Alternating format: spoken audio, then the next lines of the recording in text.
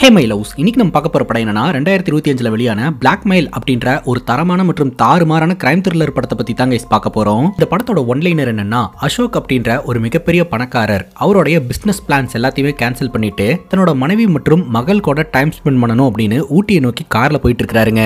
போற வழியில ஒரு சின்ன விபத்துங்க. அந்த விபத்துக்கு அப்புறம் அசோக்கோடைய குழந்தை மர்மமான முறையில காணாம போயிடுறா. உண்மையிலேயே கடத்தல்காரர்கள் 2 பேர் இந்த குழந்தையை கடத்துறதுக்காக பிளான் போட்டு அந்த இடத்துக்கு வந்திருந்திருக்காங்க. பட் விஷயம் என்னன்னா, அவங்களும் குழந்தைய கடத்த கிடையாது. அவ்வளவு பெரிய மலைப்பகுதியில அந்த குழந்தை மர்மமான முறையில காணாம போயிருக்கா. அந்த குழந்தை எங்க போனா அவளுக்கு அடுத்தடுத்து என்னென்னலாம் நடக்குது அப்படின்றது தான் மொத்த படமே. ட்விஸ்டுக்கெல்லாம் இந்த படத்துல பஞ்சமே இல்லைங்க. ஏகப்பட்ட ட்விஸ்ட இந்த படத்துல வாரி இறைச்சிருப்பாங்க. என்ன நடந்தது அப்படின்றத நம்ம டீடைல்டா பார்க்கலாம். அதுக்கு முன்னாடி நீங்களும் நம்ம சேனலை சப்ஸ்கிரைப் பண்ணலன்னா சப்ஸ்கிரைப் பண்ணி வச்சுக்கோங்க. அப்பதான் இது போன்ற இன்ட்ரெஸ்டிங்கான வீடியோஸை மிஸ் பண்ணாம பார்க்க முடியும். நீங்க பார்த்துட்டு இருக்கிறது சரண் என்டர்டைன்மெண்ட். நான் தான் சரண்.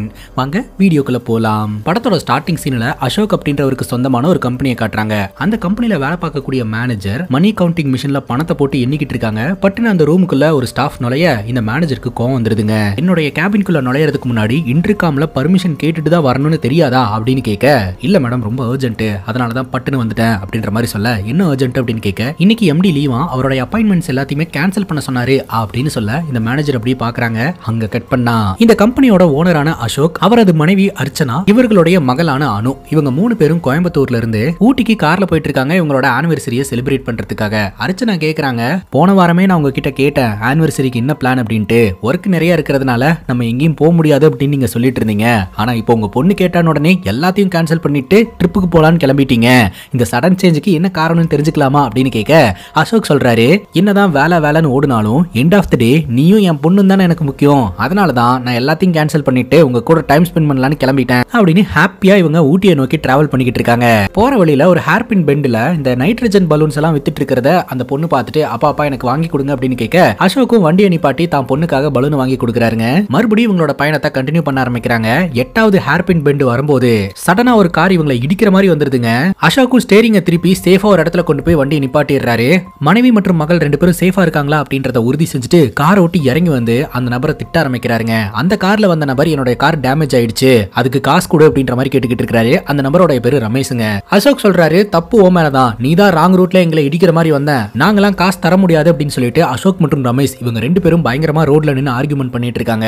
உடனே அசோக்கோட மனைவியான அர்ச்சனா வந்துட்டு, நமக்கு எதுக்கு தேவையில்லாத இந்த ஆர்குமெண்ட் எல்லாம், அந்த பணத்தை கொடுத்து வந்துருங்க, நம்ம போலாம், நமக்குன்னு ஒரு ஸ்டாண்ட் இருக்கு அப்படின்ற மாதிரி பேசிட்டு இருக்காங்க. சரின்னு கேட்டுட்டு அசோக்கும் அந்த இடத்துல இருந்து கிளம்பிடுறாருங்க. இவங்க கார்ல போயிட்டு இருக்கும் போதே அசோக் ரொம்ப கோவப்பட்டு இருக்காரு. அர்ச்சனா சொல்றாங்க, அமைதியா பாத்துக்கலாம் அப்படின்னு சொல்லிட்டு, நம்ம கூட பொண்ணு இருக்கான்ற ஒரே ஒரு காரணத்துக்காக தான் நான் அமைதியா வந்தேன், இல்லாட்டி அங்க வேற மாதிரி ஆயிருக்கும் அப்படின்ற மாதிரி சொல்றாருங்க. அதுக்கப்புறம் இவங்க ரொம்ப தூரம் டிராவல் பண்ணிட்டாங்க. ரொம்ப நேரமா பொண்ணோட சத்தத்தையே காணோம். அனு தூங்கிட்டாலான்னு பாரு அப்படின்னு சொல்ல அர்ச்சனா திரும்பி பார்த்து பயங்கர ஷாக் ஆயிடுறாங்க. பேக் சீட்ல இவங்களுடைய பொண்ணு இல்லங்க.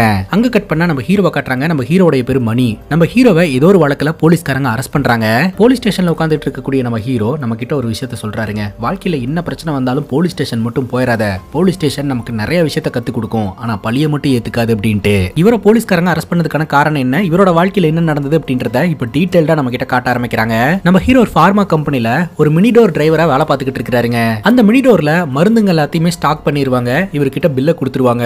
ஒரு மெடிக்கல் ஷாப்பா போயிட்டு அந்த மெடிக்கல் ஷாப்புக்கான ஸ்டாக்கை டெலிவரி பண்ண வேண்டிய வேலை தான் கைஸ் நம்ம ஹீரோடைய வேலை. இந்த ஃபார்மா கம்பெனி ஓனர் இருக்கிறார் இல்லையா, பார்க்க காமெடி பீஸ் மாதிரி இருக்கிறாருங்க. ஆனா அவருக்கு எதிராக யாராவது செயல்பட்டாங்கன்னு வைங்களேன், அசால்ட்டா சுட்டு தள்ளிடுவாருங்க. ரொம்ப டேஞ்சரான ஆளு. வெளி உலகத்தை பொறுத்த வரைக்கும் இந்த ஃபார்மா கம்பெனில இருந்து மெடிக்கல் ஷாப்புங்களுக்கெல்லாம் மெடிசன்ஸ் தான் சப்ளை பண்ணிட்டு இருக்கிறதா எல்லோருக்கும் தெரியும். ஆனா உள்ளுக்குள்ள பல இல்லீகலான வேலைகளும் பண்ணிட்டு இருக்காங்க அப்படின்றத இன்டைரக்டா நம்ம கிட்ட சொல்லிடுறாங்க. அந்த வகையில ராஜன் அப்படின்ற ஒரு கிளையண்ட் கால் பண்ணி அர்ஜென்ட்டா பார்சல் வேணும் அப்படின்ற மாதிரி கேக்குறாரு. உடனே இந்த ஃபார்மா கம்பெனி ஓனர் வெளியில டெலிவரிக்கு என்ன வண்டி நின்னுட்டு இருக்கு அப்படின்னு கேட்க, நம்ம ஹீரோட வண்டி நின்னுட்டு இருக்கு அப்படின்னு சொல்றாங்க. சரி நம்ம ஹீரோ கிட்டே கொடுத்து விட்டுறலாம்னு முடிவு பண்றாருங்க.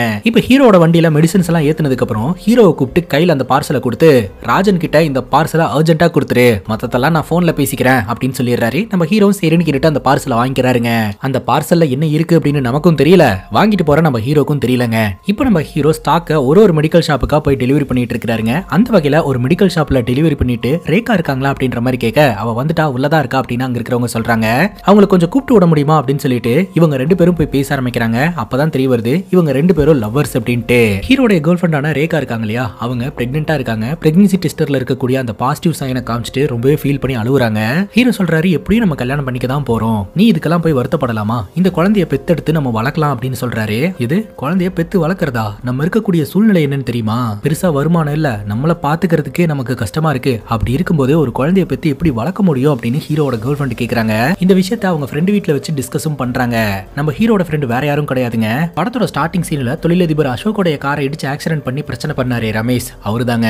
அவருடைய மனைவி சொல்றாங்க, ஹீரோ சொல்றதுல என்ன தப்பு இருக்கு, அவன் தான் குழந்தைய பத்தி வளர்க்கலாம்னு சொல்றான்ல. அப்படிங்கும்போது ஹீரோட கேர்ள் ஃப்ரெண்டான ரேகாவோட தாட் என்ன அப்படின்னா, நம்மளோட பேரண்ட்ஸ் நம்மள பெத்து அனாதையா விட்டுட்டு போயிட்டாங்க, நமக்கு எதுவுமே செய்யவும் இல்ல, சோ நம்மளும் அதே தப்பு செஞ்சிடக்கூடாது இல்லையா, நம்ம லைஃபை செட்டில் பண்ணிட்டு அதுக்கப்புறம் குழந்தை பெத்துக்கிட்டோம்னா அதுவும் நம்ம கிட்ட நல்லா வளரும் அப்படின்ற மாதிரி சொல்ல, ஹீரோ சொல்றாரு, செட்டில் ஆனதுக்கு அப்புறம் தான் குழந்தை பெத்துக்கணும் அப்படின்னா இங்க பாதி பேருக்கு குழந்தையே இருக்காது, நீ அதை பத்தி எல்லாம் கவலைப்படாத, நான் இப்போ ஒர்க் பண்ணிட்டு இருக்கேன் இல்லையா, இன்னும் கொஞ்சம் சேர்த்து நான் ஒர்க் பண்ணேன் அப்படின்னா என்னால அதிகமா சம்பாதிக்க முடியும், இப்போ உன்னை என்னால பாத்துக்க முடியுதுல, இன்னும் கொஞ்சம் ஒர்க் பண்ணனா நம்ம குழந்தையும் என்னால நல்லபடியா பாத்துக்க முடியும் அப்படின்ற மாதிரி ஒரு பேசி கன்வின்ஸ் பண்றாருங்க.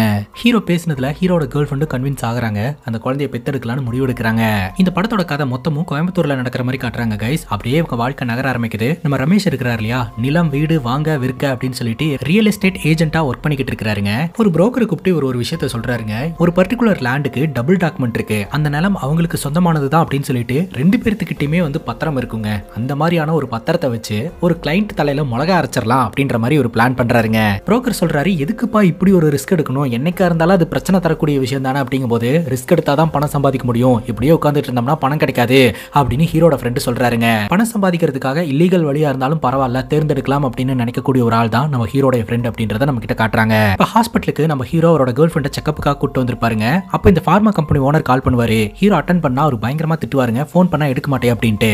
ஏன்னா என்னாச்சு அப்படின்னு கேட்கும்போது, பார்சலை கொண்டு போய் டெலிவரி பண்ணுன்னு சொன்னேன்ல அப்படின்ற மாதிரி கேட்க, டெலிவரி பண்ணிட்டனா அப்படின்ற மாதிரி ஹீரோ சொல்றாரு. சரி வை அப்படின்ற மாதிரி சொல்லிட்டு பார்மா கம்பெனி ஓனர் போனை கட் பண்றாரு. நம்ம ஹீரோட கேர்ள் ஃப்ரெண்ட் என்னாச்சு அப்படின்னு கேட்கும்போது, இல்ல என்னோட ஓனர் அர்ஜென்ட்டா ஒரு பார்சலை டெலிவரி பண்ண சொன்னாரு, நான் ஹாஸ்பிட்டல் வரணுமே அப்படின்னு சொல்லிட்டு அந்த பார்சலை டெலிவரி பண்ணாம மறந்துட்டேன், அது வண்டிக்குள்ள தான் இருக்குது, அவர்கிட்ட டெலிவரி பண்ணிட்டேன்னு சொல்லிட்டேன் அப்படின்னு சொல்ல, இப்போ என்ன பண்றது அப்படின்னு கேட்கும்போது, அவரு அந்த நபர்கிட்ட போன் அடிச்சு கேட்கறதுக்குள்ள நான் கொண்டு போய் கொடுத்துறேன்னு சொல்லிட்டு இவர் வெளியில வந்து பார்த்தா இவருக்கு தூக்கி வாரி போட்டுருதுங்க. வெளியில நின்னுட்டு இருந்த ஹீரோடைய மினிடோரை எவனோ ஒருத்தன் திருடிட்டு போயிட்டாங்க.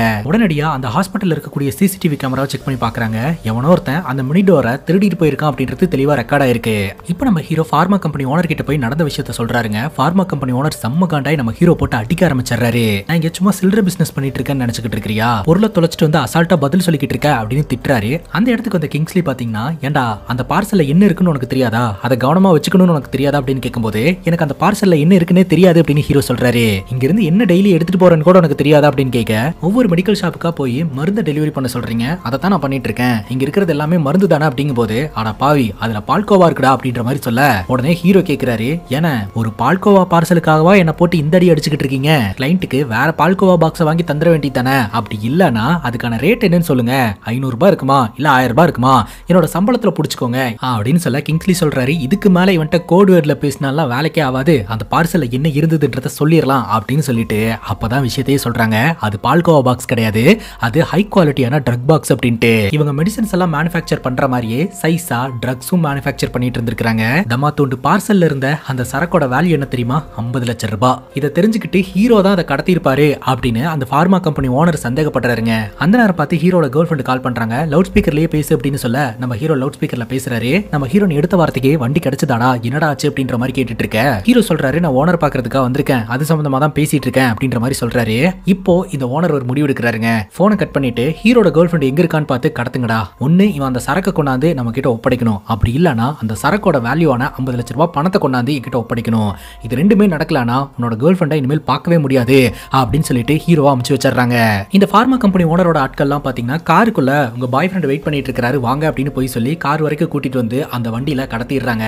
கடத்தப்பட்ட நம்ம ஹீரோட கேர்ள் ஃப்ரெண்ட் எங்க இருக்காங்க அப்படின்னு சொல்லிட்டு இவர் தேடி அலைஞ்சுக்கிட்டு இருக்காருங்க. அப்ப இந்த பார்மா கம்பெனி ஓனர் மறுபடியும் வீடியோ கால் பண்ணி, உங்க கேர்ள் ஃப்ரெண்ட் எங்க தேடினாலும் கிடைக்க மாட்டா, அவளை நான் ரெட் லைட் ஏரியாக்கு அனுப்ப போறேன், உனக்கு கொடுத்த டைமுக்குள்ள நீ சரக்கையோ இல்ல பணத்தையோ கொண்டாந்து கொடுக்கல அப்படின்னா அவளை நீ நினைச்சாலும் காப்பாற்ற முடியாது, ஏன்னா அவளை நான் மும்பைக்கு பார்சல் பண்ணிடுவேன் அப்படின்ற மாதிரி சொல்ல, இப்ப ஹீரோட ஃப்ரெண்ட் ரமேஷ் இருக்கிறார் இல்லையா, இதுக்கு மேல உங்க கேர்ள் ஃப்ரெண்டை தேடி அலையறதை விட்டுட்டு நம்ம அந்த சரக்கை தேடி அலையலாம், அந்த சரக்கை கண்டுபிடிச்சு அவங்க கிட்ட ஒப்படைச்சிட்டு உன்னோட கேர்ள் ஃப்ரெண்டை காப்பாற்றுற வழியை பார்க்கலாம்டா அப்படின்னு சொல்ல, சரின்னு கேட்டுட்டு இவங்க காணாம போன அந்த மினிடோர் சம்பந்தமா இன்வெஸ்டிகேஷன் பண்ண ஆரம்பிக்கிறாங்க. ஹீரோ சொல்றாரு, அந்த மினிடோர் காணாம போய் ரொம்ப நேரம் ஆச்சுடா, எங்கன்றா போய் தேடுறது அப்படின்ட்டு. அது மட்டும் இல்லாம மினிடோர் காணாம போயிடுச்சு அப்படின்னு போலீஸ் ஸ்டேஷன்ல போய் கம்ப்ளைண்ட் கொடுக்க முடியாது, அந்த மினிடோர் கூட சரக்கும் மாட்டுச்சுன்னா ஹீரோ காலம் முழுக்க கழிதிங்க வேண்டியதுதான், எங்கிருந்து ஆரம்பிக்கிறது அப்படின்றது தெரியாம ஹீரோ முழிக்கிறாருங்க. அப்பதான் ஹீரோட ஃப்ரெண்ட் சொல்றாரு, போலீஸ் ஸ்டேஷன்ல வேலை பார்க்க ஆகக்கூடிய ஒரு கான்ஸ்டபிள் எனக்கு தெரியும், அவர்கிட்ட கொஞ்சம் பணம் கொடுத்து நம்ம பேசினோம்னா அவரு அன்அஃபீஷியலா சில இன்ஃபர்மேஷன் கொடுப்பாருன்னு சொல்லிட்டு அந்த ஒரு கான்ஸ்டபிளை மீட் பண்றதுக்காக போறாங்க.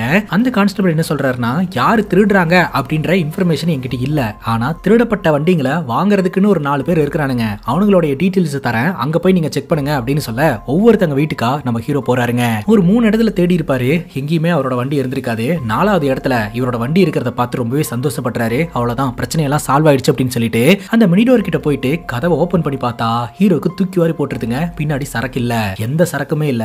சோலி முடிஞ்சிரா அப்படின்னு ஹீரோ பாத்துக்கிட்டு இருக்க. அங்க கட் பண்ணா இன்னொரு கதையை நம்ம கிட்ட காட்ட ஆரம்பிக்கிறாங்க. படத்தோட ஸ்டார்டிங் சீன்ல அசோக் அப்படின்ற ஒரு மிகப்பெரிய தொழிலதிபரை நம்ம பார்த்தோம் இல்லையா, அவரது மனைவி அர்ச்சனா இருக்காங்க இல்லையா, கல்யாணத்துக்கு முன்னாடி ஒரு பையன் கூட பழகிட்டு இருந்திருக்காங்க. அவனுடைய பேர் அருணுங்க. அருணும் அர்ச்சனாவும் ஒன் டைம் ரிலேஷன்ஷிப்ல இருக்கும்போது அர்ச்சனாக்கு தெரியாம இவன் மொபைல் மூலமா அதை வீடியோ எடுத்து வச்சுட்டாங்க.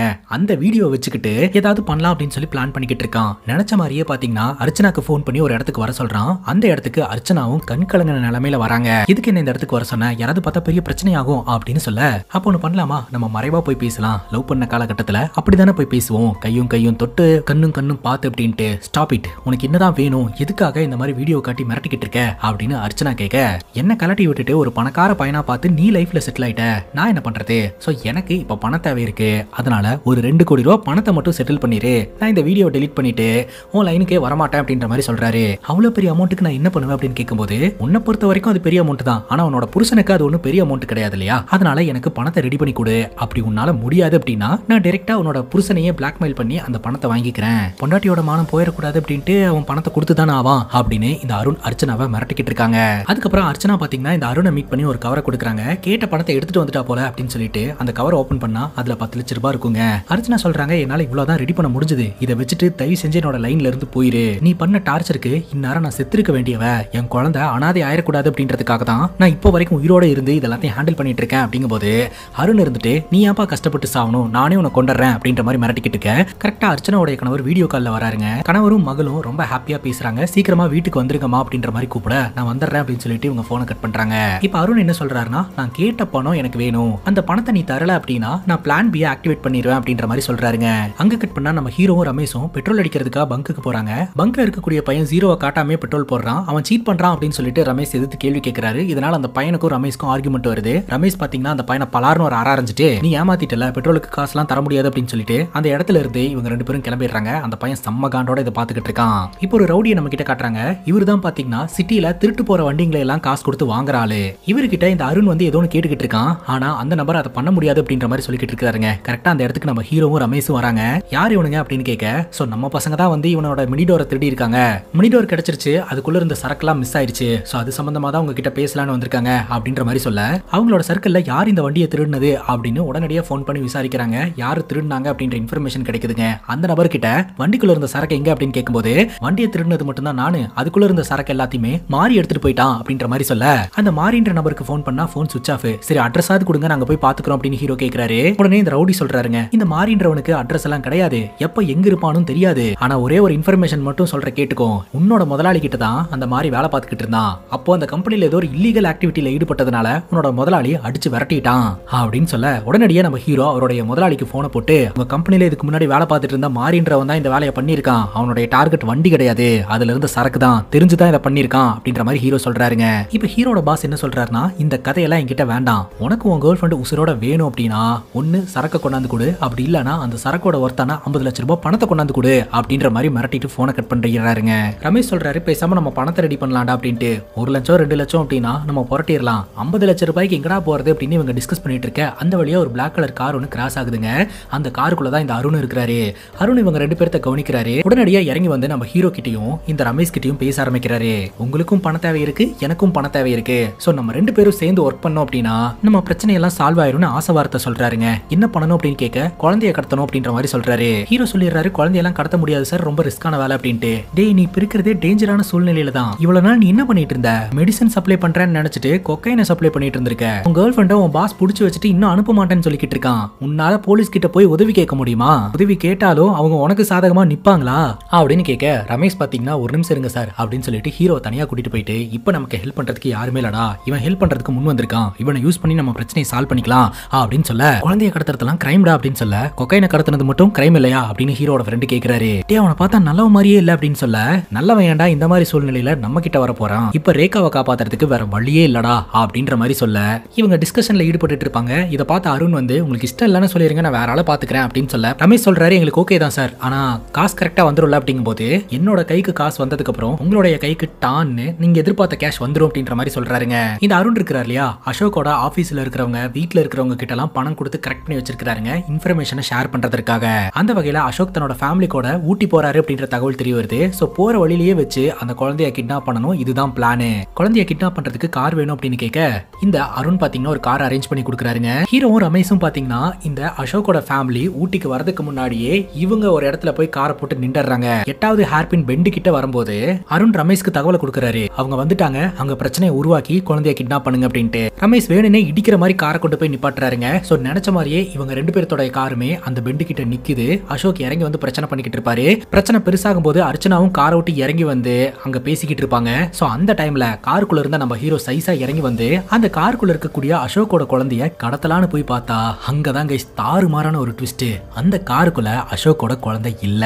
திரும்பவும் இவங்க கோயம்புத்தூருக்கு வந்துடுறாங்க. அருணை மீட் பண்ணி இந்த விஷயத்த சொல்றாங்க, நாங்க நீங்க சொன்ன மாதிரியே கிட்னாப் பண்றதுக்காக போனோம், ஆனா காருக்குள்ள குழந்தை இல்ல அப்படின்னு சொல்ல, என்னடா நடிக்கிறீங்களா, குழந்தைய கடத்தி உங்க கண்ட்ரோல்ல வச்சுக்கிட்டு நீங்க டைரக்டா போன் பண்ணி பிளாக்மெயில் பண்ணி பெரிய அமௌண்டா வாங்கலான்னு பிளான் பண்ணிருக்கீங்களா அப்படின்னு கேட்க, யோ நாங்களே ஏகப்பட்ட பிரச்சனையில இருக்கிறோம், இதுல இது வேறையா, நாங்க கடத்தல, எங்க கிட்ட குழந்தை இல்ல அப்படின்ற மாதிரி சொல்ல, இந்த அருண் திரும்ப திரும்ப இவங்களை மிரட்டிக்கிட்டு இருக்கான். கடுப்பான நம்ம ஹீரோ சொல்லிடுறாரு, நம்புனா நம்பு, நம்பாட்டி போ, அது என்னோட பிரச்சனை கிடையாது, என்னோட பிரச்சனையை நான் பார்க்க போறேன் அப்படின்னு சொல்லிட்டு அங்கிருந்து கிளம்புறாரு. சரி அந்த கார் என்னடா பண்ணீங்க அப்படின்னு கேட்க, நீ சொன்ன இடத்துலயே கொண்டு போய் விட்டுட்டோம் அப்படின்ற மாதிரி சொல்லிட்டு இவங்க கிளம்பிடுறாங்க. ஆக மொத்தம் அசோக் மற்றும் அர்ச்சனாவோட குழந்தை மர்மமான முறையில காணாம போயிருக்கு அப்படின்றது தெரிய வருதுங்க. பிசினஸ் மேன் அசோக் இருக்கிறார் இல்லையா, அவருக்கு கமிஷனர் ஃப்ரெண்டுங்க.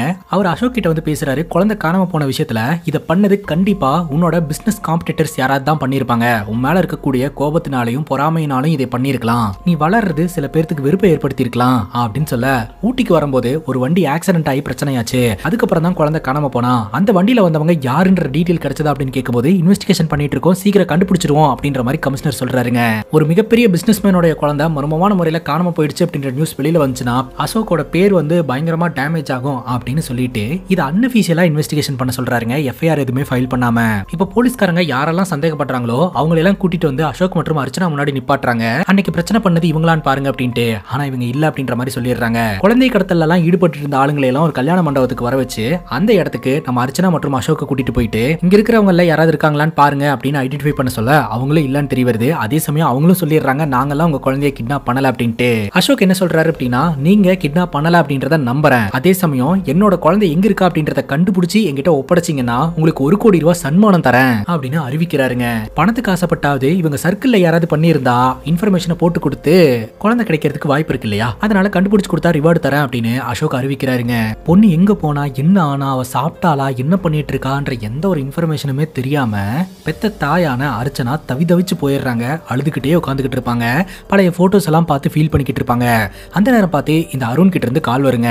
அர்ச்சனா போனை அட்டன் பண்ண மாட்டாங்க. இந்த அருண் என்ன பண்ணுவாருன்னா, அர்ச்சனாவோட ரூம் வரைக்கும் செவுரு மேல ஏறிய உள்ள நுழைஞ்சிடறாருங்க பால்கனி வழியா. உள்ள படுத்து கிடக்கிற அர்ச்சனா பயங்கரமா ஷாக் ஆயிடுறாங்க. பார்த்தா அருண் தான் உள்ள வந்திருப்பாரு. ஃபோன் பண்ணா எடுக்க மாட்டியா, கட் பண்ணி விடுற, அதுக்கப்புறம் கால் பண்ணா சுவிச் ஆஃப்னு இருக்கு, நீ போனை சுவிச் ஆஃப் பண்ணாலும் எந்த இடத்துல இருந்தாலும் அந்த இடத்துக்கு என்னால வர முடியும், உன்னை என்ன வேணாலும் பண்ண முடியும் அப்படின்றத காட்டுறதுக்காக தான் நான் இந்த இடத்துக்கு வந்தேன் அப்படின்னு அருண் சொல்றாருங்க. நான் கேட்ட பணத்தை கொடுக்காம வெறும் 10 லட்சம் ரூபாய் கொடுக்குற, அதனால என்னோட பிளான் பி ஆக்டிவேட் பண்ணலாம் அப்படின்னு நினைச்சேன். அந்த பிளான் பி தான் உன் குழந்தைய கிட்னாப் பண்றது. உன் குழந்தைய கடத்தலான்னு பக்காவா பிளான் பண்ணி கார் கிட்ட வந்தா குழந்தை காருக்குள்ள இல்ல, உன் குழந்தைய ஆல்ரெடி வேற யாரோ கிட்னாப் பண்ணிட்டாங்க. இப்ப சொல்லு, என்னோட பிளானை உன்கிட்ட சொன்னது யாரு, நீ தானே உன் குழந்தைய கிட்னாப் பண்ணி வச்சிருக்க, எதுக்காக பண்ண சொல்லு அப்படின்னு மிரட்ட, கீழே நம்ம அசோக் இருக்கிறார் இல்லையா, குடிச்சு படுத்துக்கிட பாருங்க. ரூம்குள்ள ஏதோ ஒரு சத்தம் கேக்குது அப்படின்ட்டு எழுந்திருச்சு மேல வந்துகிட்டு இருப்பாரு. அர்ச்சனா சொல்லிக்கிட்டு இருப்பாங்க, நானே என்னோட குழந்தை காணாம போன துக்கத்துல இருந்துட்டு இருக்கேன், நீ வேற என்ன டார்ச்சர் பண்ணிக்கிட்டு இருக்காத அப்படின்ற மாதிரி சொல்லுவாங்க. நீ மட்டும் சந்தோஷமா வாழ்ந்துகிட்டு இருக்க, நான் வாழ வேண்டாமா அப்படின்ற மாதிரி அருண் கேட்க, அர்ச்சனா சொல்றாங்க, உன்னை லவ் பண்ண காலகட்டத்துல நான் உன்னை அளவுக்கு அதிகமாவும் உண்மையாவும் காதலிச்சேன், ஆனா நீ என்ன பண்ண, என்ன தினம் டார்ச்சர் பண்ணி சாவடிச்ச, என்னால உன் கூட இருக்கவே முடியல, அதனாலதான் உன் கூட பிரேக்கப் பண்ணிட்டு நான் அசோக்க கல்யாணம் பண்ணி வாழ ஆரம்பிச்சேன். ஆரம்பிச்சேன். இப்போ நான் அசோக்குக்கு உண்மையா இருக்கிறேன், நேர்மையா இருக்கேன், தேவையில்லாம என் குடும்பத்தை சதிக்கணும்னு நினைக்காத, தயவு செஞ்சு இங்கிருந்து போயிரு அப்படின்ற மாதிரி மிரட்டிக்கிட்டு இருக்க. பட்டுன்னு நம்ம அசோக் டோர் ஓபன் பண்றாருங்க. அப்படி டோர் ஓபன் பண்ணும்போது நம்ம அர்ச்சனா மட்டும் அந்த இடத்துல படுத்து கிடப்பாங்க. அந்த இடத்துல யாருமே இருக்க மாட்டாங்க.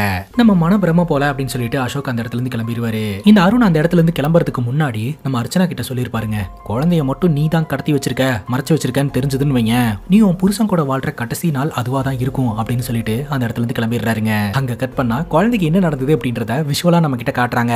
அந்த 8வது ஹேர்பின் பெண்டுல ரமேஷ் வந்து நம்ம அசோக் கிட்ட சண்டை போட்டுட்டு இருக்கும்போது அர்ச்சனா கார்ல இருந்து இறங்கி போய் ஆர்குமெண்ட்ல இன்வால்வ் ஆவாங்க. அப்ப காருக்குள்ள இந்த அணு மட்டும் தனியா உட்காந்துக்கிட்டு இருப்பா. அவ கையில இருக்கக்கூடிய அந்த நைட்ரஜன் பலூன் காத்துல அங்க இருக்கக்கூடிய விவசாய நிலத்துக்குள்ள பறக்க ஆரம்பிச்சிரும். அதாங்க டீ தோட்டம் இருக்கு இல்லையா, அந்த டீ தோட்டத்துக்குள்ள பறக்க ஆரம்பிச்சிரும். அந்த பலூனை பிடிக்கிறதுக்காக அவ காரை விட்டு இறங்கி அந்த காட்டுக்குள்ள ஓட ஆரம்பிச்சிருவா. அந்த டைம்ல தான் நம்ம ஹீரோ இறங்கி வந்து கார் கிட்ட பாத்துருந்துருப்பாரு. காருக்குள்ள குழந்தை இருந்திருக்காது. ஏன்னா அவ தான் அந்த பலூனை பிடிக்கிறதுக்காக காட்டுக்குள்ள போயிட்டாலே. அதுக்கப்புறம் அர்ச்சனாவும் அசோக்கும் கார் எடுத்துட்டு அந்த இடத்துல இருந்து கிளம்பி போயிருந்திருப்பாங்க. ரொம்ப தூரம் போனதுக்கு அப்புறம் தான் குழந்தை தூங்கிட்டாளான்னு திரும்பி பார்க்கும்போது காருக்குள்ள குழந்தை இல்லன்னே தெரிய வந்திருக்கும். இப்ப அந்த குழந்தை பலூனை பிடிக்கிறதுக்காக காட்டுக்குள்ள ஓடினா இல்லையா, பலூனை பிடிச்சிட்டு திரும்பவும் கார் நின்ன இடத்துக்கே வருவா. அந்த இடத்துக்கு வந்து பார்த்தா அந்த இடத்துல கார் இருக்காது.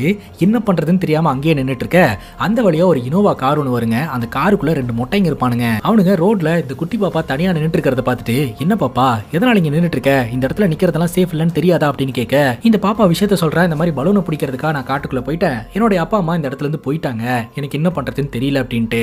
அப்படியா, உன்னை இங்கே விட்டுட்டு போறது அவ்வளவு சேஃப் கிடையாது, நீ இங்க கூட வரையா, உங்க அப்பா அம்மா கிட்ட கொண்டு போய் ஒப்படைச்சிடறோம் அப்படின்னு சொல்ல, இவளும் சரின்னு கேட்டுட்டு அவங்க கூட கார்ல ஏறிக்கிறா. உங்க அப்பாவோட பேர் என்ன, அவர் என்ன பண்ணிட்டு இருக்காரு அப்படின்னு கேட்க, என்னோட அப்பாவோட பேரு அசோக், அவர் மிகப்பெரிய ஒரு தொழிலதிபர், அவர் உங்களுக்கு தெரியாதா அப்படின்ற மாதிரி சொல்ல, இந்த 2 மொட்டைங்களுக்கும் இவங்க அப்பா எவ்வளவு பெரிய ஆளு அப்படின்ற விஷயம் தெரிய வருது. இந்த குழந்தைய வச்சுக்கிட்டு பணம் பறிக்கலாம் அப்படின்னு இவனுக்கு ஒரு பிளான போட ஆரம்பிக்கிறானுங்க. இந்த மொட்டை அவனோட வீட்டுக்குள்ள இந்த குழந்தைய அடைச்சு வச்சிருந்திருப்பான். இந்த மொட்டை அசந்த நேரமா பார்த்து இந்த குழந்தை வீட்டுல இருந்து வெளியில ஓடி வந்துருங்க. குழந்தை தப்பிச்சு போயிருச்சுன்னு தெரிஞ்ச மொட்டை துரத்திக்கிட்டே வந்துகிட்டு இருப்பான். இந்த குழந்தை மாட்டாம பக்கத்துல இருக்கக்கூடிய ஒரு ஆட்டோ ஸ்டாண்ட் கிட்ட வந்து நிக்குங்க.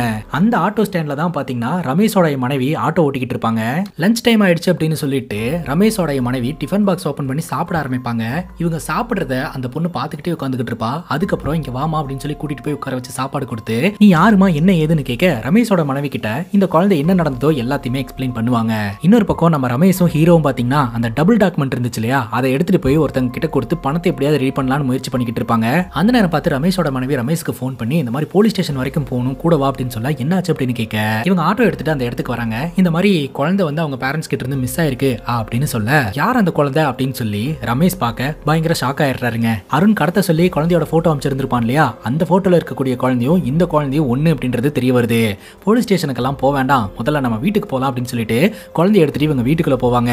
ரமேஷ் சொல்றாரு, இனி இந்த டாக்குமெண்ட்டுக்கு வேலை இல்ல, கும்பிட போன தெய்வம் குறுக்க வந்த கதையா, இந்த பொண்ணு நம்ம முன்னாடி வந்து நின்றுக்கா, அருண் கிட்ட கொண்டு போய் இந்த குழந்தைய ஒப்படைச்சிட்டு நம்மளோட ஷேரை வாங்கிட்டு வந்துடலாம்டா அப்படின்னு சொல்ல, நம்ம ஹீரோ இப்ப ஒத்துக்க மாட்டேன்றாருங்க. எனக்கு என்னமோ அந்த அருண் நல்லவ மாதிரியே தோணல, அதனால அவங்க கிட்ட எல்லாம் குழந்தைய ஒப்படைக்க முடியாதுன்னு சொல்றாரு. இப்ப என்னதான் பண்ணலாம் அப்படின்னு கேட்க, இப்போ நம்ம ஹீரோ ரமேஷோட மனைவி 3 பேருமே டிஸ்கஸ் பண்றாங்க. அருண் கிட்ட குழந்தைய ஒப்படைக்காம, அதான் இந்த குழந்தையோட அப்பா தான் மிகப்பெரிய பணக்காரராச்சே, அவருக்கே போனை போட்டு இந்த மாதிரி குழந்தை எங்க கிட்ட தான் இருக்கு, இவ்வளவு பணத்தை கொடுத்தா குழந்தைய ஒப்படைக்கிறோம் அப்படின்னு டீல் பேசி குழந்தைய ஒப்படைச்சிட்டு பணத்தை வாங்கிடலாம்னு முடிவு எடுக்கிறாங்க. ஆனா ரமேஷோட மனைவி பணம் அது இதுன்னு கேட்டு பெரிய பிரச்சனை ஆயிர போகுது. அப்படிங்கும்போது உலகத்துல இருக்கக்கூடிய எல்லா அப்பாக்களுக்கும் அவங்களுடைய குழந்தை தான் வந்து உலகம், அதனால குழந்தை கொண்டுன்னா என்ன வேணாலும் செய்யறதுக்கு தயாரா இருப்பானுங்க அப்படின்னு சொல்லிட்டு இவங்க பிளான் எக்ஸிக்யூட் பண்ணலாம்னு முடிவு எடுக்கிறாங்க. அதாவது டைரக்டா குழந்தையோட அப்பாக்கு ஃபோன் பண்ணி பிளாக்மெயில் பண்ணி குழந்தைய ஒப்படைச்சிட்டு பணத்தை வாங்கலான்னு. அந்த குழந்தைகிட்டே உங்க அப்பா நம்பர் கொடுமா அப்படின்னு கேட்டு அசோக்குக்கு ஃபோன் அடிக்கிறாங்க. நான் சொல்றத பத்தட்டு பட்டாம கேளு, உன்னோட குழந்தை எங்கிட்ட தான் இருக்கிறா, எனக்கு தேவையான பணத்தை நீ கொடுத்துட்டு உன்னோட குழந்தைய நான் ஒப்படைச்சிடுறேன், இது நீ போலீஸ் கிட்ட சொல்லி கொஞ்சம் பிசிறு தட்டினாலும் உன் குழந்தைய உசுரோட பார்க்க முடியாது, பிளேஸ முடிவு பண்ணிட்டு சொல்றேன் அப்படின்னு சொல்லிட்டு ஒரு போனை கட் பண்றாருங்க. அசோக் பாத்தீங்கன்னா ஃப்ரெண்டு தானே போலீஸ் கிட்ட இன்ஃபார்ம் பண்ணிட்டோம்னா அவங்க பாத்துப்பாங்க அப்படின்னு சொல்ல, பட்டுன்னு நம்ம அர்ச்சனா யோசனை பண்றாங்க.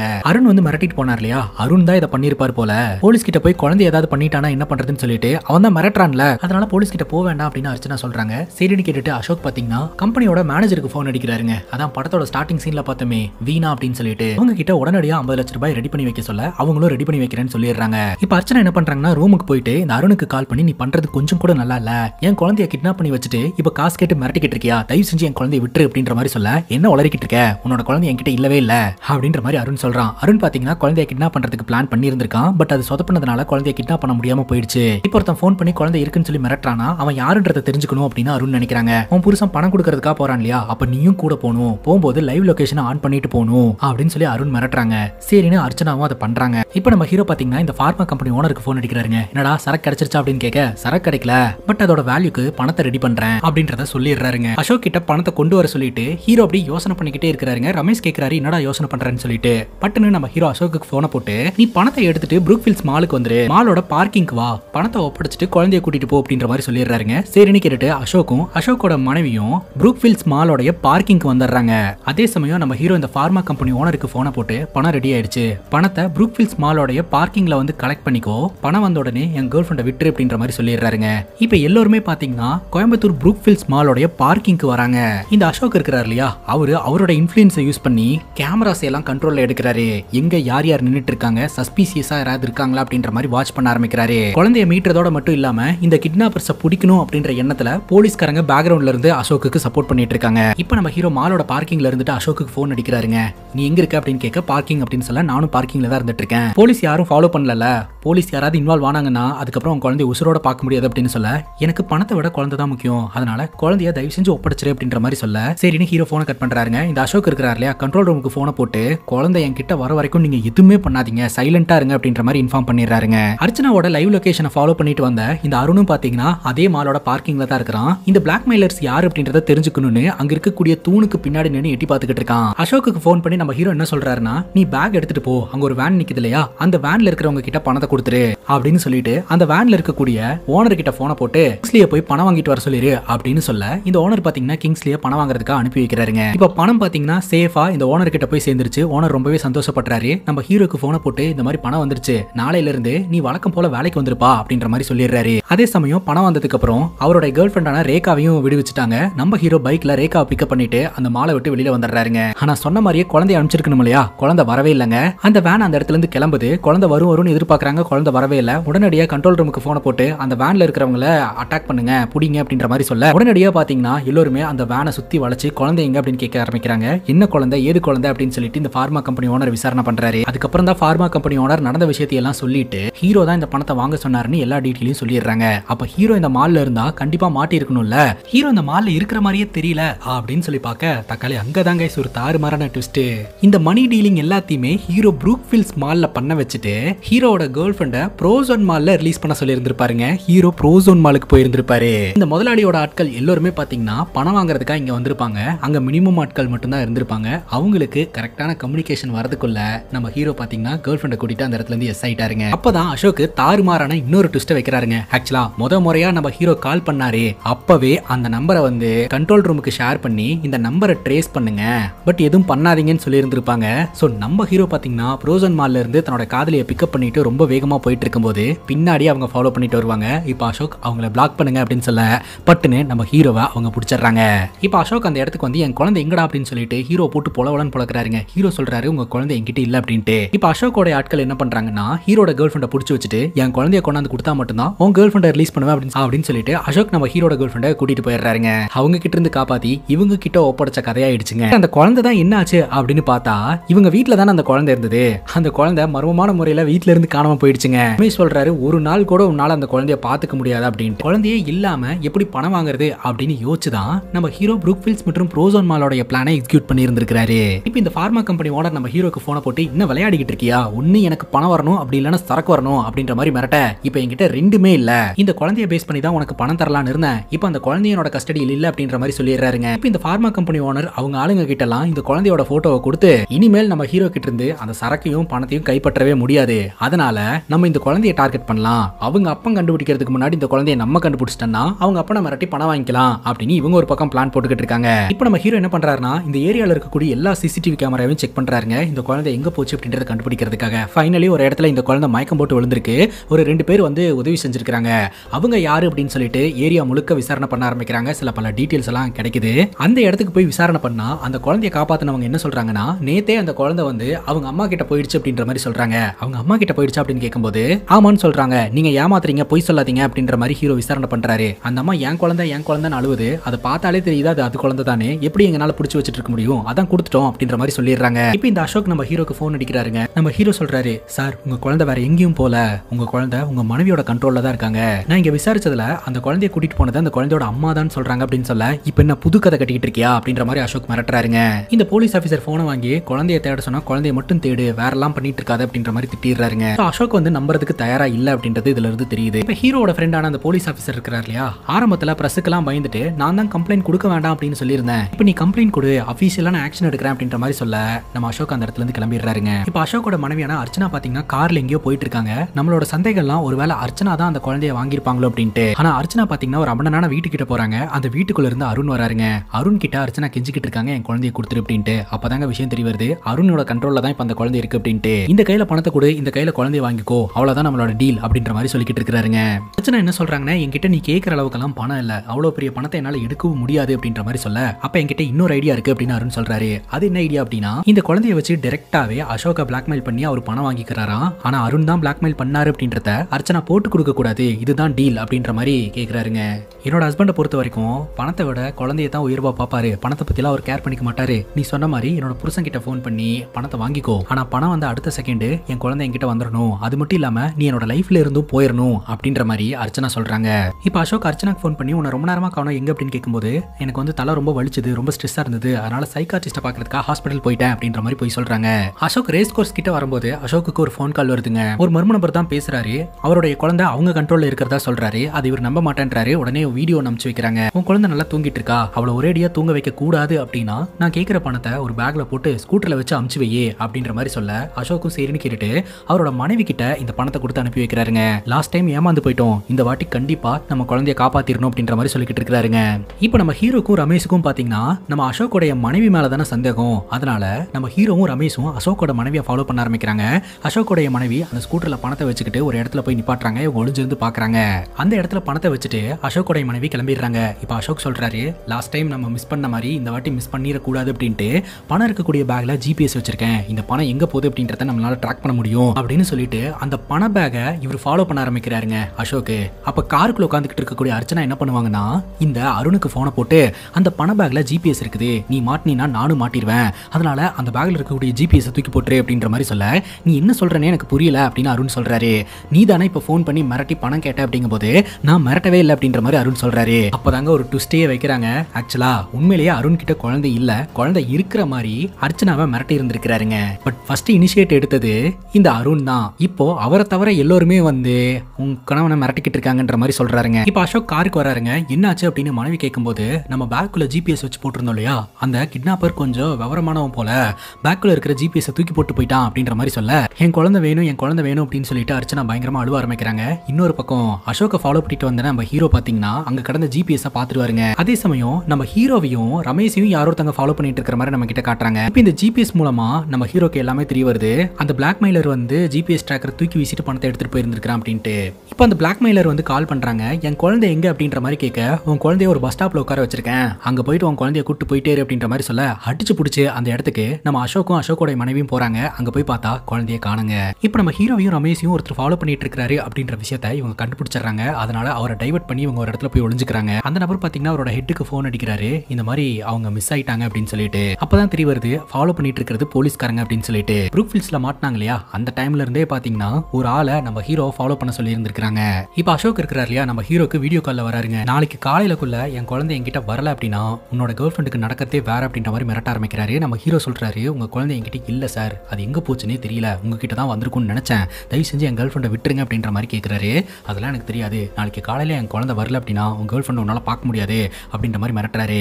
அந்த நேரம் பார்த்து அந்த வழியா பங்க்ல வேலை பார்த்த பையன் அவனோட ஃப்ரெண்டு கூட அந்த வழியா வரான். இவன் தாங்க அன்னைக்கு பங்க்ல வச்சு என்ன அடிச்சது அப்படின்ற மாதிரி சொல்லிட்டு நம்ம ஹீரோ கிட்டயும் ரமேஷ் கிட்டயும் பிரச்சனை பண்ண ஆரம்பிக்கிறான். அடிச்சு போட்டு அந்த இடத்துல இருந்து கிளம்புறானுங்க. ஹீரோ அப்போ ஒரு விஷயத்த நல்லா யோசனை பண்ணி பாக்குறாரு. சிசிடிவி கேமரா செக் பண்ணும்போது அந்த மினி டோரை கொள்ளையடிச்சிட்டு போனது இவன் மாதிரியே இருக்குதே, இவனுடைய கண்கள் மாதிரியே இருக்குது அப்படின்னு சொல்லிட்டு இந்த திருட்டு பொருட்களை எல்லாம் வாங்கக்கூடிய நபர் வந்து மாரின்ற பேரை சொல்லி இருந்திருப்பார் இல்லையா, அந்த பேரை சொல்லி கூப்பிட இவன் திரும்புறாங்க. இவங்க கிட்ட தான் அந்த சரக்கு இருக்குன்னு ஹீரோக்கு தெரிஞ்சு போச்சு. அதனால அந்த சரக்குக்காக இவங்க சண்டை போட ஆரம்பிக்கிறாருங்க. ஒரு கட்டத்துக்கு மேல அந்த மினி டோர்ல இருந்து திருடப்பட்ட சரக்கெல்லாம் எங்க இருக்கு அப்படின்னு கேட்க இவன் காமிச்சு கொடுத்துறான். அந்த சரக்கை எடுத்துட்டு போயிட்டு இப்ப முதலாளி கிட்ட ஒப்படைச்சிடுறாருங்க. உங்ககிட்ட வேலைக்கு ஜாயின் பண்ணதுல இருந்து ஒருபோதும் நான் உங்களை ஏமாத்தணும்னு நினைச்சதே கிடையாது, நீங்க தான் என்ன தப்பா நினைச்சிட்டீங்க அப்படின்ற மாதிரி சொல்ல, நீ நினைச்சிருந்தா இதை எடுத்துட்டு போய் உன்னால செட்டில் ஆயிருந்திருக்க முடியும், ஏன் இதை பண்ணலாம் அப்படிங்கும் போது எனக்கு பணம் எல்லாம் வேண்டானா அப்படின்ற மாதிரி சொல்லிட்டு அந்த இடத்த விட்டு ஹீரோ கிளம்புறாரு. நாளையில இருந்து வேலைக்கு வந்துடுறா அப்படின்ற மாதிரி சொல்ல ஹீரோ அந்த இடத்துல இருந்து கிளம்புறாருங்க. இப்போ இந்த ஃபார்மா கம்பெனி ஓனரோட பிரச்சனையை சால்வ் பண்ணியாச்சு. நான் அந்த குழந்தைய தேடி போறேன், அந்த குழந்தைய கண்டுபிடிச்சா அவங்க அப்பா கிட்ட ஒப்படைச்சா மட்டும்தான் என்னோட கேர்ள் ஃப்ரெண்ட் எனக்கு கிடைக்கும் அப்படின்ற மாதிரி சொல்ல இவங்க யோசனை பண்றாங்க. அந்த நேரம் பார்த்து கிங்ஸ்லி பாத்தீங்கன்னா இந்த முதலாளிக்கு ஃபோன் பண்றாரு. தென்னம்பாளையம் ஒயின் ஷாப்ல சரக்கு வாங்கிட்டு பஸ் ஸ்டாப்புக்கு வந்திருப்பாருங்க. அங்க ஒரு சின்ன பொண்ணு உட்காந்துக்கிட்டு இருந்திருப்பா. இந்நேரத்துல இங்க நம்ம பண்ணிட்டு இருக்க அப்படின்ற மாதிரி கேட்க அந்த பொண்ணு நார்மலா பேச்சு கொடுத்துட்டு இருந்திருப்பா. அப்போ கிங்ஸ்லியோட பாக்கெட்ல இருக்கக்கூடிய அந்த குழந்தையோட போட்டோ பார்த்து உங்க பாக்கெட்ல இருக்கிற போட்டோல இருக்கிற குழந்தை நான் தான் அப்படின்ற மாதிரி சொல்ல, பட் இந்த கிங்ஸ்லி பாத்தீங்கன்னா அந்த குழந்தைய தான் கண்ட்ரோல்ல எடுத்துக்கிட்டு உடனடியா இந்த முதலாளிக்கு ஃபோன் பண்ணி இன்ஃபார்ம் பண்றாருங்க. இந்த முதலாளி பாத்தீங்கன்னா அந்த குழந்தைய சேஃபா ஒரு இடத்துல வை அப்படின்னு சொல்ல கிங்ஸ்லி ஒரு மில்லுல கொண்டு போய் மறைச்சு வச்சிடறாருங்க. இன்னொரு பக்கம் ஹீரோட ஃப்ரெண்ட் ரமேஷ் இருக்கிறார் இல்லையா, ஒரு ஆட்டோ டிரைவரை கூப்பிட்டு விசாரணை பண்ணிக்கிட்டு இருக்காரு. அந்த ஜிபிஎஸ் டிராக்கர் வந்து விழுந்து கிடந்தது இல்லையா, அப்போ அந்த வழியா ஒரு ஆட்டோ ஒன்று போயிருந்திருக்குங்க. அந்த பிளாக்மெயிலர் மேபி அந்த ஆட்டோல தப்பிச்சு போயிருந்திருக்கலாம் அப்படின்ற ஆங்கிள் அந்த ஆட்டோல இருக்கக்கூடிய ஸ்டிக்கரை பார்த்து அந்த ஆட்டோ டிரைவரை கண்டுபிடிச்சிட்டாருங்க. அவர்கிட்ட விசாரணை பண்ணும்போது ஆரம்பத்தில் எதுவுமே சொல்ல மாட்டாரு. ஒரு கட்டத்துக்கு மேல அவர் சொல்லுவாரு, ஒரு பொண்ணு தான் அந்த ஆட்டோல வந்தது அப்படின்னு சொல்லிட்டு. அந்த பொண்ணை எங்க டிராப் பண்ண அப்படின்னு சொல்லி கேட்டு அந்த பொண்ணோட வீட்டு அட்ரஸ்க்கு இந்த ரமேஷ் போறாருங்க. இப்போ இந்த முதலாளி இருக்கிறார் இல்லையா, நம்ம ஹீரோக்கு உதவி செய்யணும் அப்படின்ற எண்ணத்தோட ஹீரோக்கு ஃபோன் பண்ணி அந்த குழந்தை இங்க தான் இருக்குது அப்படின்ற மாதிரி குழந்தைய ஒப்படைச்சிடுறாருங்க. குழந்தைய வாங்கின நம்ம ஹீரோ என்ன பண்றாரு அப்படின்னா இந்த அருணுக்கு ஃபோன் பண்றாரு. குழந்தை என்கிட்ட தான் இருக்குது அப்படின்னு சொல்லிட்டு. சரியா, குழந்தை உங்ககிட்ட தானே இருக்குது, நீ வந்து அசோக் கிட்ட பேசி பணத்தை வாங்கிட்டு குழந்தைய ஒப்படைக்க வேண்டியதானே அப்படிங்கும்போது, நான் டீல் பண்ணா எனக்கு பணம் கிடைக்காம போயிடும் சார், அதனாலதான் உங்க மூலமா டீல் பண்ணலான்னு இருக்கிறேன் அப்படின்னு சொல்ல, உண்மையிலேயே குழந்தை உங்ககிட்ட தான் இருக்குதா அப்படின்றதுக்கு எவிடன்ஸ் என்ன அப்படின்னு கேட்க ஹீரோ வீடியோ கால்ல காட்டுறாருங்க. அதுக்கப்புறம் நம்ம ஹீரோ இந்த அருணை ஒரு இடத்துக்கு வர சொல்றாரு. அருணும் அந்த இடத்துக்கு வரான். அப்பதான் ஒரு சின்ன பிளாஷ்பேக்கை நம்ம கிட்ட காட்டுறாங்க. ஆரம்பத்துல இருந்தே நம்ம ஹீரோ அருண் நல்லவன் இல்லன்னு தான் சொல்லிட்டு இருந்தாரு. அப்படி இருக்கும்போது அருண் கிட்ட எப்படி அந்த குழந்தைய ஒப்படைப்பாரு? இதுக்கு பின்னாடி ஒரு தாறுமாறான ட்விஸ்ட் வச்சிருக்காங்க. நம்ம ஹீரோ குழந்தை கிடைச்ச உடனே அசோக்கு ஃபோன் பண்ணி குழந்தை என்கிட்ட தான் இருக்குது, அந்த குழந்தைய நான் உங்ககிட்ட கொடுத்துறேன், தயவு செஞ்சு என் கேர்ள் ஃப்ரெண்டை விட்டுருங்க அப்படின்னு சொல்ல, அந்த டைம்ல அசோக்கு ஒரு இன்ஃபர்மேஷன் கிடைச்சிருக்குங்க. அது என்ன இன்ஃபர்மேஷன் அப்படின்னா, 8வது கொண்டையூசி வளைவுல காரை வச்சு பிரச்சனை பண்ணது ஹீரோட ஃப்ரெண்டு ரமேஷ் தான் அப்படின்னு சொல்லிட்டு ரமேஷோட டீடைல் அசோக்கு போலீஸ் மூலமா கிடைச்சிருக்கு. ரமேஷ் அந்த இடத்துல பிரச்சனை பண்ணிட்டு இருக்கும்போது தான் முதல் முறையா குழந்தை காணாம போச்சு. அப்போ நீங்க பிரச்சனை பண்ணணும் அப்படின்றதுக்காக வரல, அப்பவே குழந்தைய கடத்தணுன்றதுக்காக தான் வந்தீங்களா அப்படின்னு கேட்க நம்ம ஹீரோ உண்மையை சொல்லிடுறாருங்க. நான் ஒரு பெரிய பிரச்சனையில மாட்டிட்டு இருந்தேன், அந்த பிரச்சனையில இருந்து தப்பிக்கிறதுக்கு இவன் இந்த மாதிரி ஒரு வேலையை செய்ய சொன்னா, நாங்க அந்த வேலையை செய்யறதுக்காக ஹேர்பின் பெண்ட் கிட்ட வந்தோம், ஆனா அந்த இடத்துல உங்க குழந்தை இல்ல, நாங்க உங்க குழந்தைய கடத்தவே இல்ல அப்படின்ற மாதிரி ஹீரோ சொல்றாரு. சரி, இப்போ குழந்தை சேஃபா தானே இருந்துட்டு இருக்கா, உங்ககிட்ட குழந்தைய கடத்த சொன்னவன் யாரு அப்படின்றத நான் பார்க்கணும், அதனால அவன் கிட்ட பேசி ஒரு இடத்துக்கு வரவி அப்படின்ற மாதிரி அசோக் சொல்லியிருப்பாரு. ஸோ அதனால தான் நம்ம ஹீரோ இந்த அருணுக்கு ஃபோன் பண்ணி அந்த இடத்துக்கு வர வச்சிருப்பாரு. அந்த இடத்துக்கு வந்த நம்ம அசோக்கும் அருணும் சண்டை போட ஆரம்பிக்கிறாங்க. அந்த சண்டையில குழந்தை மேல கண்ணு வச்சு இந்த அருண் மிரட்ட ஆரம்பிப்பான். நம்ம ஹீரோ இடையில பூந்து குழந்தைய காப்பாத்தி குழந்தைய அசோக் கிட்ட ஒப்படைச்சிருவாருங்க. நம்ம ஹீரோட கேர்ள் ஃப்ரெண்டும் ஹீரோ கிட்ட வந்து சேர்ந்துருவாங்க. ஹீரோ அடிச்சதுல பாத்தீங்கன்னா இந்த அருண் செத்து போயிட்டான்னு இருக்குங்க. டிவி நியூஸ்ல என்ன வந்துட்டு இருக்கும் அப்படின்னா, ஒரு மிகப்பெரிய தொழிலதிபருடைய குழந்தைய அருண் அப்படின்றவன் கிட்னாப் பண்ணி பிளாக்மெயில் பண்ணிட்டு இருந்தான். அந்த குழந்தைய கொல்றதுக்கு முயற்சி பண்ணா. அந்த இடத்துக்கு வந்த போலீஸ்காரங்க குழந்தைய காப்பாத்துறதுக்காக அவனை என்கவுண்டர் பண்ணிட்டாங்க அப்படின்னு சொல்லி கேஸை க்ளோஸ் பண்ணிடுவாங்க. அதுல ஹீரோ பேரே வராதுங்க. அந்த போலீஸ் ஆஃபீஸர் கிட்ட அசோக் வந்து நன்றி சொல்லிக்கிட்டு இருக்காரு. ஒரு கெட்டவனை அழிச்சு ஒரு நல்லவனை காப்பாத்திருக்கோம் அப்படின்ற மாதிரி இந்த போலீஸ் ஆஃபீஸர் சொல்றாரு. அதே சமயம் இப்ப நான் சொல்லக்கூடிய இன்ஃபர்மேஷன் வந்து உங்களோட மனசை கஷ்டப்படுத்துற மாதிரி இருக்கும், இருந்தாலும் இதை நீங்க தெரிஞ்சுக்கணுன்றதுக்காக சொல்றேன் அப்படின்னு சொல்லிட்டு அந்த போலீஸ் ஆஃபீஸர் வந்து சொல்லிடுறாரு. இறந்து போன அருண் அப்படின்றவன் வேற யாரும் கிடையாது, கல்யாணத்துக்கு முன்னாடி உங்க மனைவி கூட ரிலேஷன்ஷிப்ல இருந்தவன் தான் அப்படின்னு சொல்ல, அது எல்லாமே எனக்கு தெரியும் அப்படின்ற மாதிரி நம்ம அசோக் சொல்றாருங்க. அன்னைக்கு ராத்திரி இவர் குடிச்சிட்டு உட்காந்துக்கிட்டு இருக்கும்போது ரூம்குள்ள ஆர்குமெண்ட் சவுண்ட் கேட்டிருக்கும் இல்லையா, அப்ப எழுந்திருச்சு போய் இவர் கதவு கிட்ட நின்றுட்டு இருப்பாரு. உள்ள இந்த அருண் வந்து அர்ச்சனாவை மிரட்டிக்கிட்டு இருந்திருப்பான். அப்ப அர்ச்சனா சொல்லி இருந்திருப்பாங்க, நான் உன்னை உண்மையா தான் காதலிச்சுக்கிட்டு இருந்தேன், ஆனா நீ தான் என்ன தினந்தானோ டார்ச்சர் பண்ணி டாக்ஸிக் ரிலேஷன்ஷிப்ல இருந்த, அதனால தான் கூட வாழ முடியாம நான் பிரிஞ்சு வந்தேன். இப்போ அசோக கல்யாணம் பண்ணி குழந்தை குட்டின்னு சொல்லி நிம்மதியா வாழ்ந்துகிட்டு இருக்கேன், அவருக்கு நான் உண்மையா இருக்கிறேன், எங்க குடும்பத்தை சதிக்காத அப்படின்ற மாதிரி அர்ச்சனா சொல்லி இருந்திருப்பாங்க. அர்ச்சனா எந்த இடத்துலயுமே அசோகை ஏமாத்தணும்னு நினைக்கல அப்படின்றத அவங்க வார்த்தையில இருந்தே நம்ம அசோக் தெரிஞ்சு வச்சிருந்திருக்காரு. அதனால அவருக்கு மனைவி மேல எந்த ஒரு கோபமும் இல்ல அப்படின்றத இந்த கமிஷனர் கிட்ட சொல்லிடுறாருங்க. படத்தோட ஸ்டார்டிங் சீன்ல நம்ம ஹீரோ போலீஸ் ஸ்டேஷனுக்கு கூட்டு போவாங்க இல்லையா, ஹீரோ கிட்ட அசோக்கோட பணம் எங்க அப்படின்னு சொல்லி விசாரணை பண்ண ஆரம்பிச்சிருந்திருக்காங்க. அப்பதான் ரமேஷ் வந்து பல விஷயங்களை ரிவீல் பண்ணி இருந்திருக்காரு. இந்த ஆட்டோ டிரைவர் கிட்ட நீ யாரை பிக்கப் பண்ண எங்க டிராப் பண்ண அப்படின்னு கேட்டு அந்த இடத்துக்கு போயிருந்திருப்பார் இல்லையா, அது வேற யார் வீடும் கிடையாது, நம்ம அசோக்கோட ஆபீஸ்ல வேலை பார்த்துட்டு இருக்கக்கூடிய மேனேஜர் வீணா. அந்த ஆபீஸ்ல வேலை பார்த்துட்டு இருந்த மேனேஜர் வீணாவோடைய அண்ணனை பாத்தீங்கன்னா அவர் தப்பு பண்ணிட்டாரு அப்படின்னு சொல்லிட்டு அசோக் அடிச்சு அவமானப்படுத்தி வேலையை விட்டு தூக்கி இருந்திருக்காருங்க. அந்த கோபம் வீணாக்கு இருந்துகிட்டே இருந்திருக்கு. சான்ஸ் கிடைக்கும் போது ஏதாவது ஒண்ணு பண்ணணும் அப்படின்னு அந்த வெறியோடய இருந்துட்டு இருந்திருக்காங்க. அப்பதான் ஊட்டி போனப்போ இந்த குழந்தை அனு பாத்தீங்கன்னா பலூன் பிடிக்கிறதுக்காக காட்டுக்குள்ள போயிட்டு ரிட்டர்ன் வந்திருப்பா. அப்புறம் 2 மொட்டைங்க பாத்தீங்கன்னா இந்த குழந்தைய காப்பாத்தி கொண்டு போய் ஒப்படைக்கிறோம்னு சொல்லி கார் கார்ல கூட்டிட்டு வந்திருப்பாங்க இல்லையா, உண்மையிலேயே ஒப்படைக்கணும் அப்படின்ற மைண்ட்ல தான் இருந்திருப்பாங்க. ஆக்சுவலா அந்த கம்பெனில வேலை பார்க்கக்கூடிய வீணாவை அவங்களுக்கு தெரிஞ்சிருக்கு. அதனால வீணாக்கு போனை போட்டு உங்க எம்டியோட குழந்தை ஊட்டில மிஸ் ஆயிருக்கு, குழந்தை எங்க கிட்ட தான் இருக்குது அப்படின்ற மாதிரி சொல்ல, அப்படியே போட்டோ அனுப்பு அப்படின்ற மாதிரிலாம் கேட்டு அவங்களுக்கு சாதகமா மாத்திக்கலாம்னு சொல்லிட்டு அந்த குழந்தைய கஸ்டடியில வைக்க சொல்லி இருந்திருக்காங்க. ஆனா குழந்தை அந்த இடத்துல இருந்து மிஸ் ஆயிடுச்சு. இப்ப ரமேஷோட மனைவி கிட்ட இருந்து தப்பிச்சு வெளியில வந்த குழந்தை பாத்தீங்கன்னா மீண்டும் இந்த வீணா கைக்கு கிடைச்சிருக்கும். சோ குழந்தை கண்ணு முழிச்சானா வீணாவை அடையாளம் கண்டுப்பா அப்படின்னு சொல்லிட்டு அந்த குழந்தைய மயக்க நிலையிலேயே வச்சிருந்திருப்பாங்க. வாய்ஸ் சேஞ்சர்லாம் யூஸ் பண்ணி நம்ம அசோக் கிட்ட போன் பண்ணி பணம் கேட்டு மிரட்டிக்கிட்டு இருந்திருப்பாங்க. அப்பதான் இந்த அசோக் பாத்தீங்கன்னா வீணா கிட்டயே எனக்கு ஒரு ஜிபிஎஸ் வாங்கிட்டு வா அப்படின்னு சொல்லி கேட்டு வாங்கி இருந்திருப்பாரு. நம்மள பிடிக்கிறதுக்கு நம்ம கிட்டயே அவன் ஜிபிஎஸ் வாங்குறானா அப்படின்னு சொல்லிட்டு அந்த ஜிபிஎஸ் எப்படி தூக்கி போட்டா ட்ராக் பண்ண முடியாதுன்றதெல்லாம் தெரிஞ்சுக்கிட்டு பக்காவா பிளான் பண்ணி வீணா இதை பண்ணி இருந்திருக்காங்க. பணம் கைக்கு வந்ததுக்கு அப்புறம் குழந்தைய கொண்டு போய் ஒரு பஸ் ஸ்டாப்ல வச்சுட்டு வந்திருந்திருப்பாங்க. அதுக்கப்புறம் குழந்தை பாத்தீங்கன்னா கிங்ஸ்லி கையில மாட்டி கிங்ஸ்லி மூலமா மறுபடியும் நம்ம ஹீரோ கிட்ட வந்து இந்த பல சம்பவங்கள் நடந்திருக்குங்க. இப்ப பணமும் கிடைச்சிருச்சு, குழந்தையும் கிடைச்சிருச்சு. குழந்தைய கிட்னாப் பண்ணி சுத்தல்ல விட்டது வீணா அப்படின்றதும் தெரிஞ்சு போச்சு. வீணாவை நான் ஹேண்டில் பண்ணிக்கிறேன், நியாயமா பார்த்தா இந்த பணம் உனக்கு வந்து சேர வேண்டியது, நீ எடுத்துக்கோ அப்படின்னு ஹீரோ கிட்ட சொல்ல, பணம் எல்லாம் எனக்கு வேண்டாங்க, என் கேர்ள் ஃப்ரெண்டே போதும் அப்படின்னு சொல்லிட்டு ஹீரோ அங்கிருந்து கிளம்புறாரு. இந்த அதிரி புதிரி சம்பவங்கள்ல நம்ம அசோக்கோடைய குழந்தை எல்லாரு கூடயுமே டிராவல் பண்ணியிருக்கா. அதுல நம்ம ஹீரோ ரொம்ப பிடிச்சிருக்கு அப்படின்னு சொல்லிட்டு அங்கிள் அப்படின்னு சொல்லி பாசம் காட்டுறா. இதோட இந்த படமும் முடியுதுங்க. இந்த படத்தை பத்தி நீங்க என்ன நினைக்கிறீங்க அப்படின்னு உங்களோட கருத்தை கமெண்ட் செக்ஷன்ல பதிவு பண்ணுங்க. அண்ட் இதே மாதிரி வேற எதனா படத்தை பத்தி பேசணும் அப்படின்னு நினைச்சீங்கன்னா படத்தோட பேரை கமெண்ட் செக்ஷன்ல சொல்லுங்க. இதே மாதிரி வேற ஒரு நல்ல வீடியோல வந்து சந்திக்கிறேன். Love you guys, take care and cheers.